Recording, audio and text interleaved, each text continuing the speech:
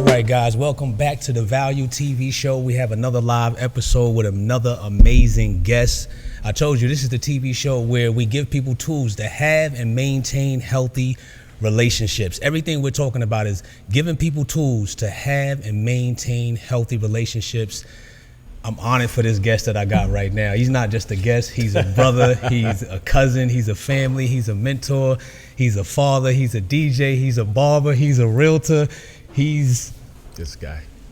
What are you? He's a Renaissance man. Listen, man, I got DJ Fadelf. Actually, and let's just say this. Well, I'll let you go ahead and throw it in there. Who is this man? What's going on, ladies and gentlemen? As he's laid out some of the accolades, which are amazing, and I appreciate it. A lot of favor. But whenever this airs, when it shall, make sure you tune in to Married to Real Estate on HGTV every Thursday, 9 p.m. And then coming up in February, you will see us on Rock the Block. When I say us, I'm talking about my dynamic wife. We are on Rock the Block Season 3, one of the biggest seasons on HGTV. Yes, indeed. Now, hold on a second. I wanted to make that introduction. You just told me to do it. Look. No, not that introduction. Introduction to yourself. I was going to say, yeah, also you guys need to check out him and his lovely wife on HGTV. Look, you can't ask a host to come be the guest of the host and then you see what I'm saying. What you been up to? Outside of like doing world-changing things. Man, listen, bro. I mean, you see it. You were in one of the episodes. Oh yeah. You were in one of the episodes. So you know it's been an amazing ride. We've been out here changing lives. That's what we've been doing, you know, building people's vision, making it come to pass, and not only that, where we've given them a opportunity to see themselves in a place that they possibly never thought they would be able to be in, you know, accomplishing a dream with our help, which is amazing. So outside of the building aspect of things, you know, we've also had our hands in a lot of philanthropy work, which is probably going to be seen in the near future. But that's been the bulk of it all. You know, the show takes a lot out of you, you know, and we still got the kids going on and other businesses because it's real estate, it's renovation, it's design, the DJ work's still going on, the investment properties. So it's a lot, you know, on top of all the other hats that you threw out there. So it's been a blessing, it's needless to say. So let me do this before we go into the conversation. I like to throw some I guess some questions out there. This is like a freestyle. Do you know your wife's 5 love languages?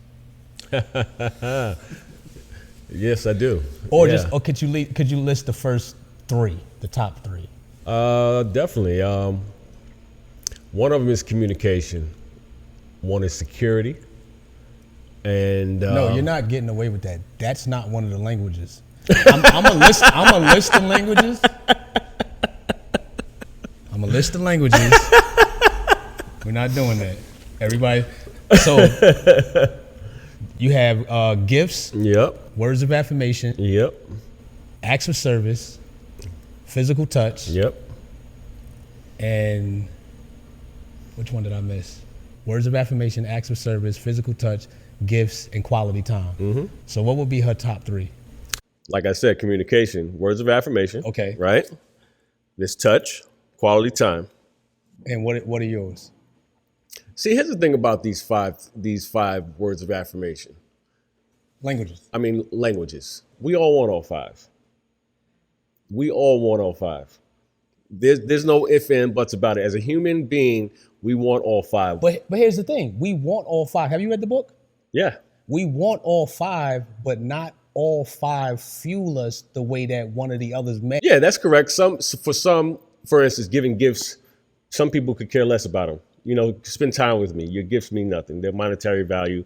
They're not going to push me as far as you spending time with me or telling me, hey, I matter, or, you know what, you look good today. And to be honest with you, for me, I can probably thrive more off of words of affirmation and some quality time afterwards, you know, because the material things fade after a while.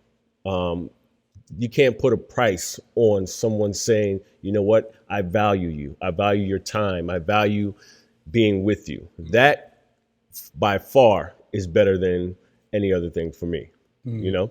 So I know, like I said, her 3, quality time, words of affirmation, and what was the other one? Physical touch. Physical touch. You know what I mean? And that's a big one for me too. I would say that would be second. You know, every now and then, you know, let me hold your hand, or a hug, or kiss on the cheek. Even though life is moving fast and we got a lot going on, it matters because it says you thought of me today, right? And a lot of people overlook those small things that over time, if you continue to do it, let's say you haven't said anything to this person in a month, or you haven't touched this person in a month, that month has now become like a big boulder on their back that they're like, I'm not feeling good because you haven't said anything to me today. You haven't touched me today. And it's building up. And over time, you're going to bury me in these boulders, and I'm no longer going to be able to, you know, withstand this relationship. So it's a lot of people that's probably in your shoes, maybe a guy, right? And there's women that's in your wife's shoes, but let's talk to the men right now. And you're doing all these things. Right. And this is not a show about the 5 love languages, right. But let's talk about the challenges first. So you're doing all these things. Of course, there's the glory moments and the high moments, but I want to talk about the challenges first and then address these high moments that come from overcoming the challenges. So what are maybe 1 or 2 challenges that you face with trying to juggle all this and be this physical touch, quality time man for your wife? To be honest with you, man, that can go several different ways. Me personally, I don't face any challenges. It's because I intentionally make a purpose to be aware of it, right? I'm just that type of person. And it also, you know, that's the thing too. What type of person are you? Are you even the person that is willing to touch? Are you afraid to be touched because of things that may have happened to you in the past, right? It may be foreign to you. But for me, it comes natural because I've always been that way. So I have no difficulties, but I can see some people thinking or saying, you know, I have a busy schedule. My life just doesn't permit for it. Or I got so much going on. You know, they put so much energy in everything else aside from the person that they're with. And then they find themselves trying to figure out, well, what's wrong? Well, if you think about it, if you step back and go, well, I've given 100, 200% to everything and nothing to this here, you know? And to answer the question as far as to overcome those things is to intentionally to pay attention to it like you do everything else. You know what I mean? If that's the focus, or if you want it to have longevity, give it the same energy. You know, be the energy you seek to exist. I always say that. Give it the same energy. When you wake up in the morning, that should be your first thing, because an unhealthy household eventually is going to trickle into everything else.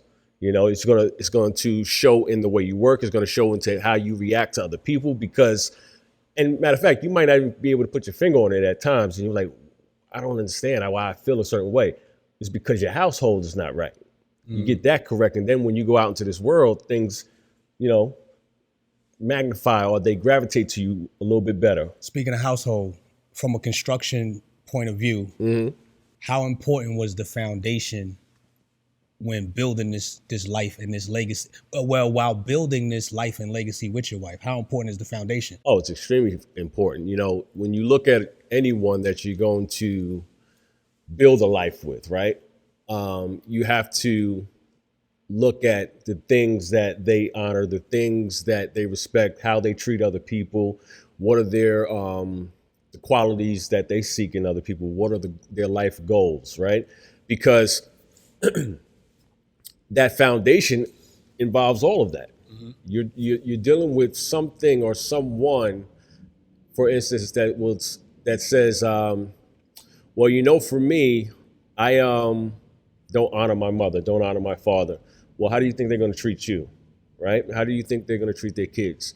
Not saying people can't change, but you have to pay attention to those small and minor details at the beginning, because, you know, just like with construction, if you pour the wrong foundation, you'll end up having cracks, you'll end up having leaks, you'll end up having, you know, a situation where the house crumbles. And that's not what you're trying to build on, right? So you want to make sure in that relationship, that solid foundation is there. What are some things that you've done to prevent? Because once again, there's men that are watching this and they're like, oh, I hear him talking, you know. What are some things that you've done to prevent those cracks and those leaks? Because those cracks and those leaks can be symbolic of, you know, people trying to get in your ear, saying, or maybe it may miscellaneous women. It could be anything. Mm-hmm. You know, especially when, I mean, you're a handsome guy, so you gotta, you know, and you're in an entertainment business. And so what are some of those cracks and leaks or things you did for preventative maintenance to say, you know what, I'm trying to build a legacy with my partner, right, and I gotta do an architectural review of this foundation and make sure there's no cracks, there's no leaks, there's nothing trying to seep in and slide into our relationship to cause us to separate or become apart. Right.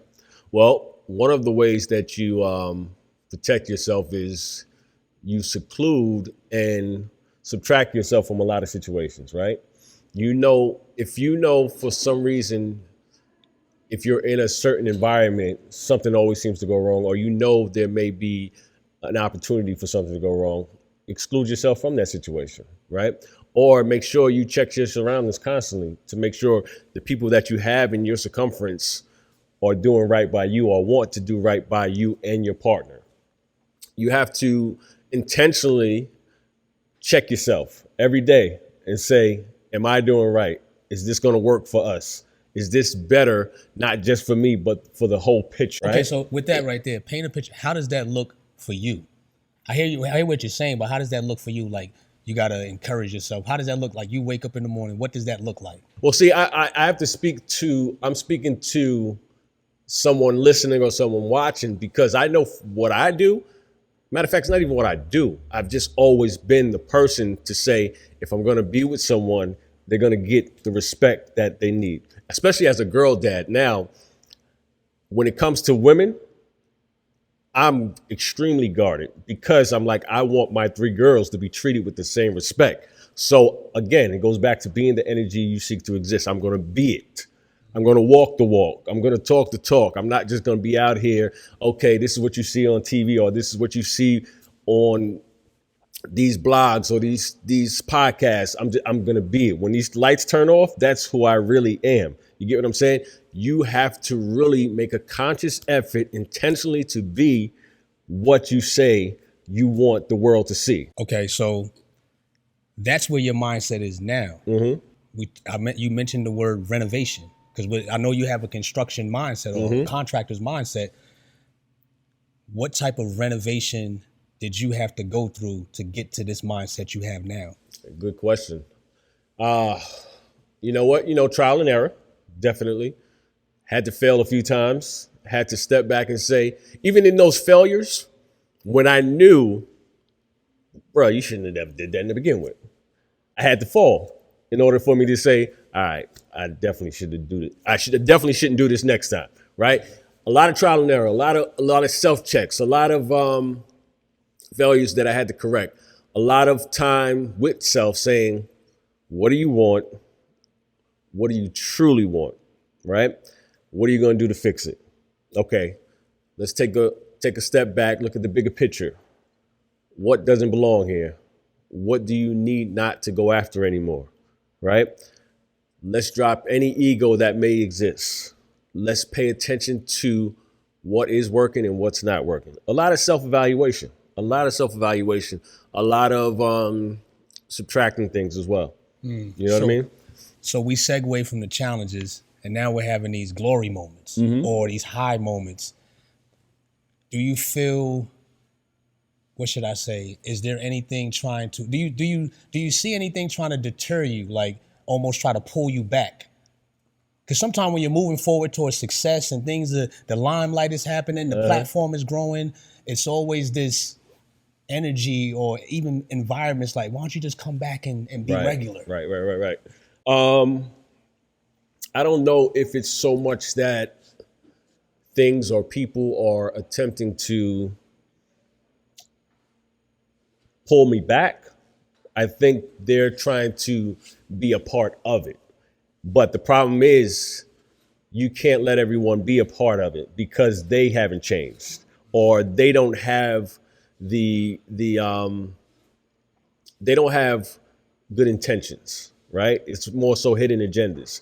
So it's where you have to become guarded, not to the point to where you're jaded or you're conceited, but more so of understanding that you have to see what that person's values, what their values are, right? And the older me probably would have been like, everybody, let's go. We all gonna do it. Once I do it, I got you all.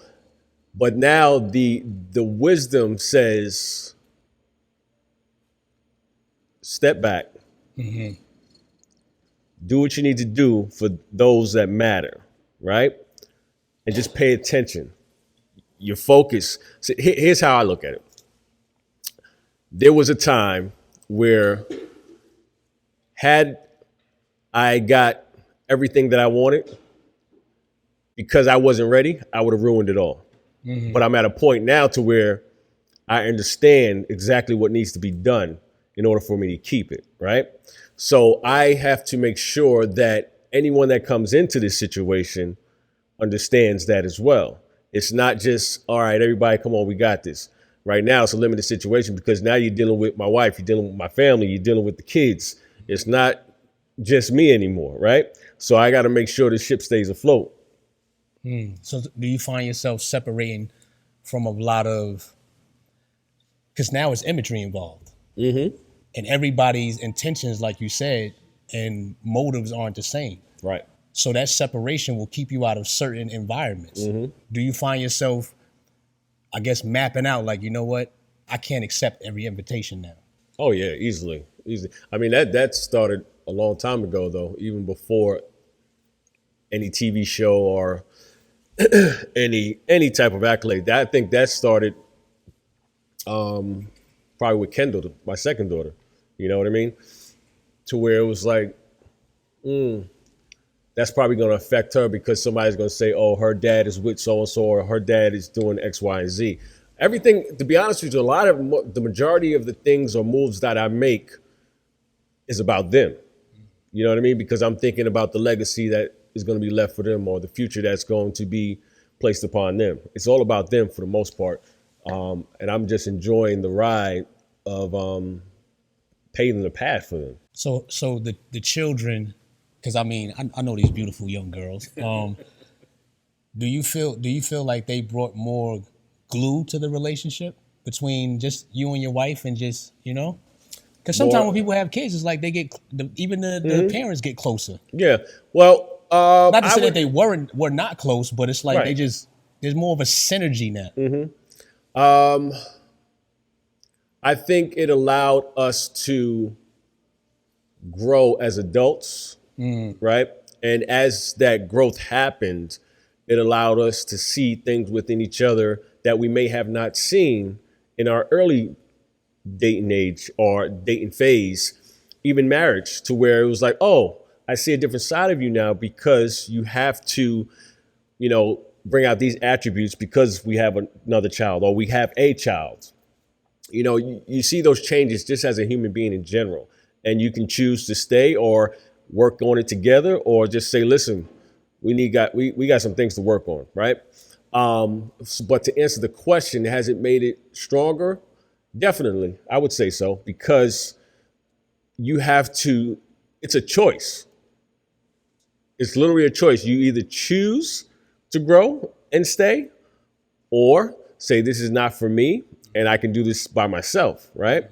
So the glue definitely got stronger and continues to get stronger, you know, especially in this day and age where people are divorcing left and right because of the pandemic and they got to see each other every single day. Yeah. Right. So that's when you really can tell how strong is that glue. You know, even when you're dealing with hardships, how do you deal with the hardships? You know, do you throw in the towel every single time you have an argument? Oh, this one is over. And you in about your 30th relationship because you can never argue right or have a simple conversation about the issues at hand. This has been a trying time for so many relationships. And we're blessed to be able to say it's 17 years later through it all and still thriving. You know what I mean? So we're talking about giving people tools to have and maintain healthy relationships. And I'm talking to your contract mind again. What are some of the tools you picked up, maybe one or two that you picked up over the past 5 years that has strengthened your marriage and strengthened your bond with your family, your kids, etc.? Yeah. one of the tools or some of the tools throughout relationships to strengthen the bond. So here's the thing. Again, this is not to be, cocky or anything, but I've always had an old soul. Always had an old soul. Always wanted to have the family, wanted to do, mimic the 227s, the Urkel worlds, and the Cosby situations where I was like, that's what I wanted. Always had it in me. It was about sharpening it. Always had the tools. I just had a bunch of dull tools, and then I had to sharpen them and get them better. And for me, I would say one of the things that probably was added to the toolbox is a lot of understanding. I do more listening than talking. A lot of listening. And for me, it's more so understanding. Case in point, for instance, some people may be in a relationship and they feel like, let's speak to sports for a second. You have a husband and wife, and the husband always wants to see sports on Sunday.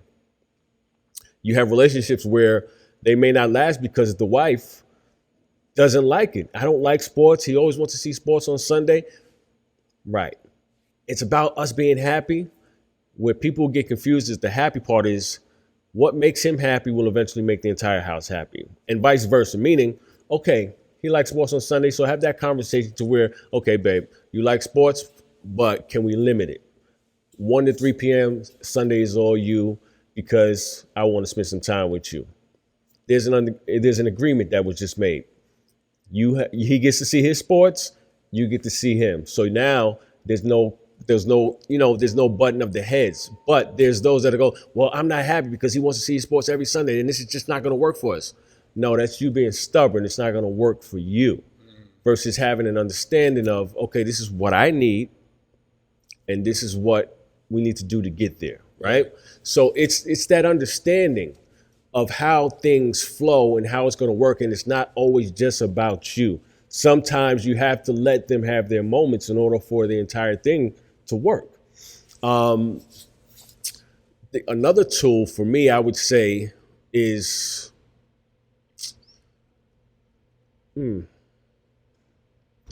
vulnerability, right? Vulnerability meaning you are able to express yourself without feeling like you're going to be on display every other day, because the person is going to use your vulnerability as a something to throw back in your face. Well, remember, you said you this, that. Like, I told you that in confidence, not knowing that you were going to use it as a weapon against me. That vulnerability part, to be able to say, here I am, this is who I am, take it or leave it. Those two things, people, it's hard for people to do that, because in a lot of relationships, you don't want to open up and then it's always used against you. Because sometimes it's going to cause a man to shut down. It's going to cause a female to shut down, And a big one for people, I would say, is listening without judging. You know what I mean? Listen to understand. A lot of people will sit there and listen and be ready to tear people's head off, but they didn't let the person get the full statement out, the full thought out. Yeah. Right? It's like, okay, they'll hear one piece of what they don't like, and then they go in right on that, and then now you're down a rabbit hole and you never finish talking about what you started. So I think it's about listening to understand, vulnerability, and I said understand to begin with, but understanding. Some major tools, but that's powerful. There's a lot to it. I always say this, like, when you're complimenting your partner versus competing with your partner, once the relationship turns to you guys are competing, then it starts to take that fall, because you should always be complimenting your partner. Yep. Once I'm competing with you, I'm not in competition with you. Right. So at this level right now, I'm excited for you, man.